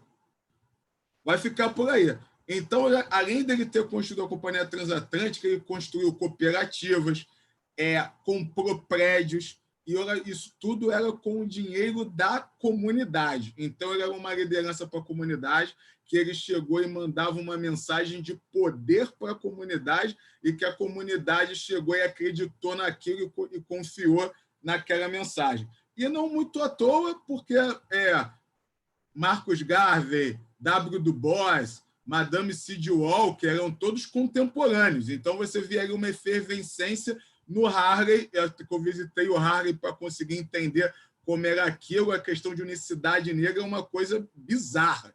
Eu fiquei ali praticamente entre um cruzamento da Malcolm X com a King. Era praticamente você está dentro da história. Eu fiquei hospedado ali na localidade. Agora, a missão do movimento Black Money, como eu vejo para a gente, é muito semelhante com a ideia do Garvey. É a ideia de você criar coisas funcionais que possam representar a comunidade e fazer com que elas alcance poder. Então, um exemplo, o marketplace. A gente tem um marketplace, que é o mercado Black Money. Então, por exemplo, você tem um curso de como passar na OAB, você pode criar o teu curso de como passar na OAB e vender no mercado Black Money, e pretos vão comprar lá e brancos antirracistas também vão comprar. Então, a ideia é compre preto e venda para todos. Então, a ideia é o seguinte, você tem que manter o dinheiro preto andando na comunidade preta. Então, quem trabalha ali dentro daquele marketplace só para profissionais pretos, só preto pode vender, mas qualquer um pode comprar. Então, quando eu dou esse exemplo dentro do negócio, faz com que você, se também tem um negócio, vou montar um estúdio de design, vou contratar design preto, vou dar preferência para esse indivíduo. Eu vou contratar um contador preto. Eu vou dizer para você, praticamente 90% de tudo que eu contrato é preto. Meu contador é preto, meu personal trainer é preto, os meus designers são pretos. Contratar alguém não preto é a última escolha. Não, mas você está praticando racismo. Fala isso para o judeu, pô. O judeu só contrata judeu há milênios. O asiático também. É por isso que eles mantêm durante 26 dias o dinheiro, o dólar rodando dentro da comunidade deles. É porque alguém vai lá e pagou esse indivíduo, que esse indivíduo pegou dinheiro, foi no açougue de um outro judeu, que foi no mercadinho de um outro judeu, que comprou uma roupa numa loja judaica, pagou a dívida no banco judeu e pegou emprestado o dinheiro no banco judeu também. Mas não, o preto pega o dinheiro e quer comprar um Nike. O dinheiro acabou no Nike. O dinheiro chegou, ele pegou o dinheiro e comprou a carne da JBS. Então, é o seguinte, você só recebe o dinheiro e transfere toda a tua riqueza, você transfere teu instrumento de poder para uma outra comunidade. Aí, como é que você quer que negro seja eleito? Tu não tem dinheiro para poder bancar a candidatura de alguém que vai representar teu interesse, então dinheiro é instrumento de poder. Então, quando a gente concentra poder, mantém 30% do que você ganha sendo gasto dentro da tua comunidade. E, além de estar dentro da tua comunidade, você vai cobrar desse cara que você está comprando. Irmão, por que esse empregado aí não é da comunidade? Tem alguma coisa errada aí, ó. Se você não contratar gente da comunidade, eu não vou mais consumir de você. É pressão. Tem que ser pressionado. É a mesma coisa que o Ale chegou e fez, a empresa dele, eu não vou mais trabalhar com esse indivíduo aqui. É a mesma coisa como modelo ou ator, vamos dizer o poder que a Isa teria. Se a Isa quisesse renunciar a isso, poxa, essa empresa fez uma campanha racista. Não vou trabalhar para ela. A Beyoncé meteu a bronca lá que não ia trabalhar com a Reboque porque só tinha gente no design e no marketing dela branco. Vocês estão malucos? Vou fazer negócio com Adidas. Ou seja, quanto mais você sobe na pirâmide, mais poder você tem. Exerce o teu poder. Então, o movimento Black Money ele quer mover isso através da criação de um ecossistema digital para a comunidade preta. Então, é através do marketplace, é através de sistema de pagamento preto, maquininha POS, conta digital e também com ferramentas de transferência de riqueza, transferência de capital, que foram empoderando vidas pretas, que nós contamos com a ajuda da comunidade e de algumas empresas para fazer doação durante a pandemia. Então, a gente tem mais de 400 famílias recebendo R$600 por mês durante 3 meses. Vai, então, até novembro esse apoio para a comunidade nesse momento de extrema dor. Mas a gente estima que a gente consiga fazer no ano que vem algum tipo de fundo perpétuo que seja de transferência de riqueza, como se fosse um estilo de renda mínima para alguns membros da comunidade. Mas isso é um outro projeto, e para explicar isso, eu deveria explicar também os efeitos da gig economy, e isso seria uma outra pauta também. Maravilha, gente. Olha, debate extremamente rico, maravilhoso.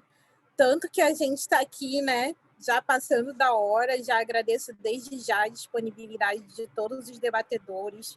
A gente sabe que tempo, né, é um recurso escasso. A gente está falando aí, né, de recurso, está falando de poder. Tempo é um recurso muito importante. Então, eu já agradeço desde já por vocês estarem aqui com a gente até esse horário, e também ao público. Então, para que a gente possa, né, fechar de uma forma que deixe, né, algum tipo de to-do, né, no sentido assim, o que fazemos com tudo isso, né? Porque a gente veio aqui, jogou um monte de bomba, Alan jogou umas 300, eu joguei mais umas 10, a Lê jogou mais umas 250, Lucinaia jogou mais 400, o pessoal já deve estar, não, cara, calma aí. Egito, dinheiro, máquina de pagar, mas aí também tem marketplace, também posso botar meu produto, tem curso, tem como chegar lá, porque tem referência, tem gente preta chegando em cargo de poder querendo fortalecer, mas calma aí, o que eu faço com isso tudo? Né? Então, eu estou aqui para representar quem está com esse sentimento no coração e acalmar, porque esse sentimento nunca vai embora, ele só vai crescendo ao longo da nossa caminhada. Então, eu vou lançar uma pergunta da galera, né, que está assistindo a gente, que eu acho muito pertinente para fechar esse painel. E aí vocês podem deixar aí uma palavra em, no máximo, 2 minutos, que é o que serve de inspiração para vocês, de inspiração ou referência para vocês fazerem o trabalho que vocês fazem. Vou começar aqui rapidamente. Eu cresci com inspirações artísticas muito fortes, pessoas negras muito talentosas que conseguiram exercer o seu talento e se tornar referência hoje. Infelizmente, não aproveitaram o benefício do seu talento naquele momento. Cartola é uma referência gigantesca para mim, e a Conceição Evaristo, uma grande referência para mim também, uma intelectual, uma negra maravilhosa, uma ficcionista, eu sou uma apaixonada por ficção, são 2 grandes referências. Só que hoje referências para mim também são essas pessoas negras que estão fazendo acontecer na nossa comunidade. São pessoas que estão entendendo tudo isso que o Alan acabou de falar, sobre a necessidade de nós fazermos a roda girar dentro da nossa cultura negra, da nossa comunidade negra, e estão acima, na posição de poder que elas conseguiram alcançar, fortalecendo outras pessoas negras. A gente tem muitos exemplos na cultura norte-americana disso. Eu não gosto de ficar fazendo essas comparações, mas a gente está falando aqui de inspiração. E são pessoas que me inspiram, que certamente inspiram muito o movimento Black Money, de pensar como é possível fazer isso acontecer aqui também. Como é possível, na nossa realidade cultural, fazer também isso acontecer aqui. Espalhar poder negro para pessoas negras, para que outras cresçam muito. Então, eu quero deixar esses 2 nomes bem brasileiros e bem culturais, porque ter orgulho do que nós fizemos é muito importante. E não quero citar nome de grandes empreendedores que estão fazendo acontecer, porque eles são muitos, A gente tem muitos para onde olhar, mas eu acho que é fundamental ter esse raciocínio que o Alan trouxe aí. Faça a roda girar e faça os negros crescerem, fortalecendo e fazendo o dinheiro crescer dentro da nossa comunidade. É assim que a gente vai chegar ao poder máximo, que é onde nós queremos estar, né?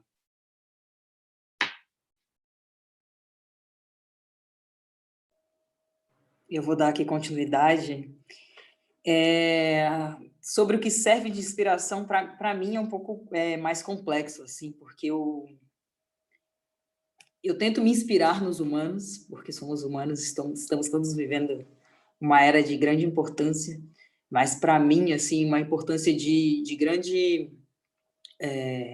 uma inspiração de grande importância, de grande valia, vem de forças que estão para além da minha compreensão enquanto humana, saca? Eu tento me inspirar mesmo em Neteru, eu tento me inspirar em Orixá, eu tento me inspirar nas forças que eu busco para me reger, porque eu percebo que, para a gente, enquanto população preta, em busca de ascensão, em busca de equiparação de recursos e oportunidades, que nós saibamos e que nós consigamos buscar das fontes que sempre nos alimentam, sabe? Eu percebo assim. E são essas fontes que vai nos colocar em lugares de destaque. Eu vou pegar um exemplo muito prático que a gente percebe da nossa era de hoje, que é uma grande representante, a Beyoncé, como por exemplo. Ela é uma grande representante pelo fato dela estar sempre se inspirando na força que ela tem, na força que ela busca para poder seguir em frente e jogar para o mundo o que ela precisa jogar. Eu percebo assim.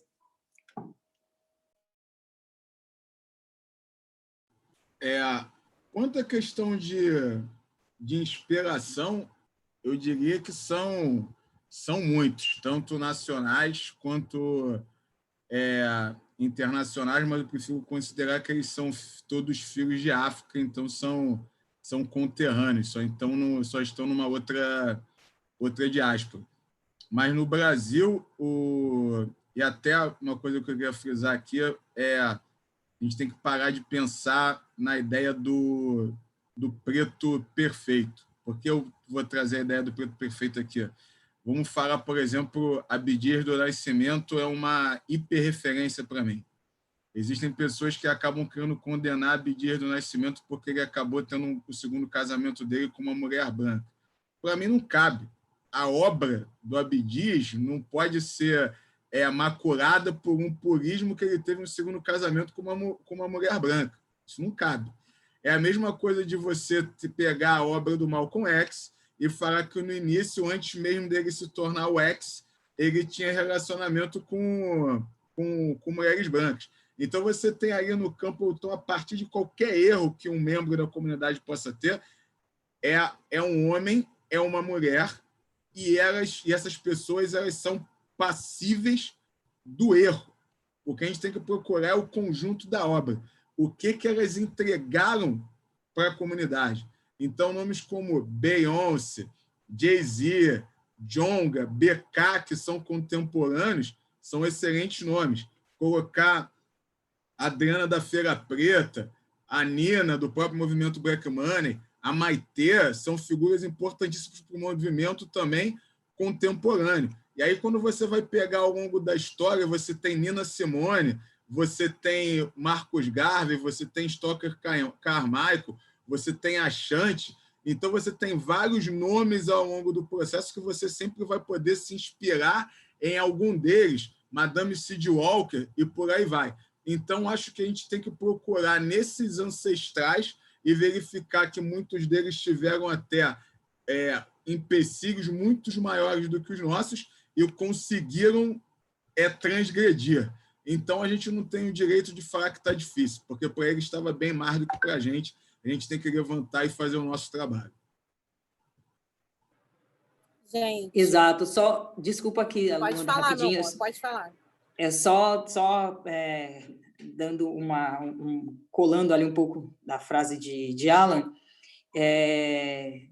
não levando em consideração nomes de famosos, é isso que eu queria deixar bem claro, porque, inclusive, para aquela pessoa estar naquele lugar, eu pego como um exemplo e não como uma inspiração, justamente porque a inspiração real mesmo, no meu ponto de vista, por isso que eu sempre deixo bem nítido, é que vem sim realmente de forças maiores, portanto, inspiração real,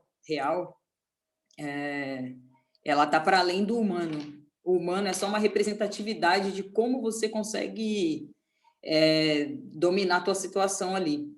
É um pequeno exemplo, não uma inspiração, no meu ponto de vista, porque inspiração mesmo não está tangível na dimensão humana, eu percebo assim.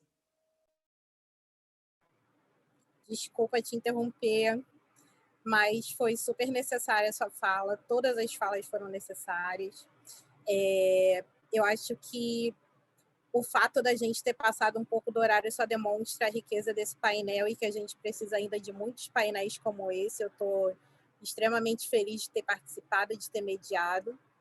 E o que eu acho necessário nesse momento, assim, é deixar mesmo de fundo de tela mental mesmo para todos nós, né? Que para além de sermos a maioria da população, a gente é a maioria dos empreendedores do Brasil, somos 51%, segundo o Sebrae. A gente movimenta cerca de 1,7 bilhão, né, da última vez que eu olhei esses dados, né, pelo Instituto Locomotiva, mas já tem outras perspectivas aí de que a gente movimenta mais, e isso é, né, um grande sinal da pujança que é e o potencial que é a comunidade negra no Brasil e no mundo, mas esses dados especificamente são do Brasil. A gente sabe que pela McKinsey, né, as empresas que adotam diversidade, elas têm uma rentabilidade maior, isso aí, tanto diversidade de gênero quanto diversidade racial. Só que a diversidade racial ela ainda supera em número a produtividade, a rentabilidade que uma empresa tem do que a diversidade de gênero. Isso são dados da McKinsey, que é a maior, como a gente sabe, consultoria do mundo, né?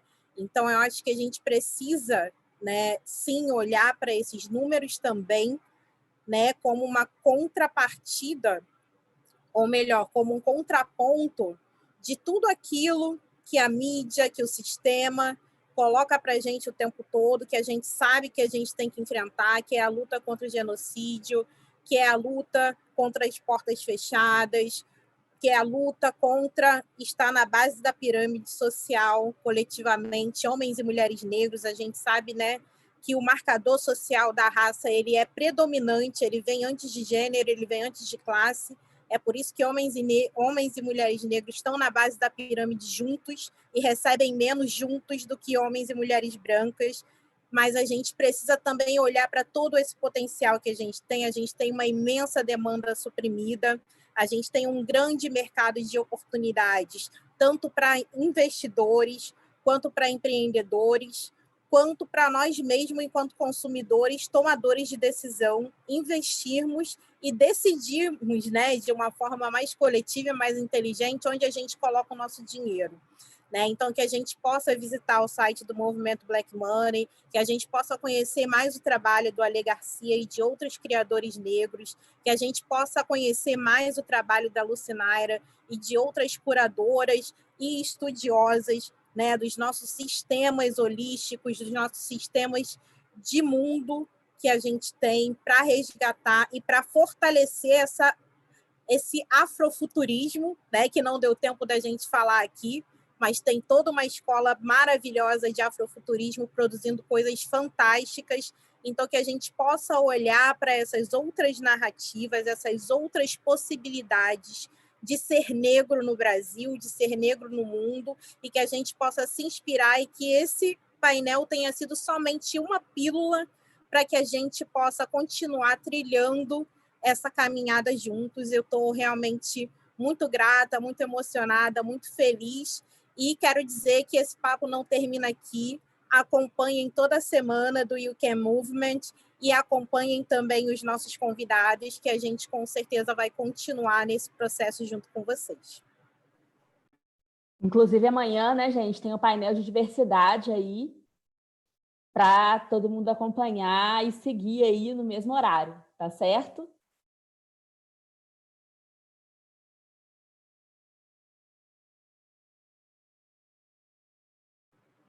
Valeu, galera. Vai ter foto? Eu quero foto. Alguém vai tirar foto? Senão, ó, já estou até fazendo a Beyoncé, gente. Pessoal, acho que está gravando ainda, hein? Tá ali, a gente está gravando, ainda está na live. Mas eu sei que está gravando. Eu estou falando que eu estou fazendo a Beyoncé porque eu quero tirar foto, gente. Já está dando a louca aí, ó. Tá gravando a parada. Menina, termina a live, pelo amor de Deus. Vamos fazer essa foto que o Ale tá com pressa, coitado. A gente travou ele aqui. Não sou eu que faço a foto. Quem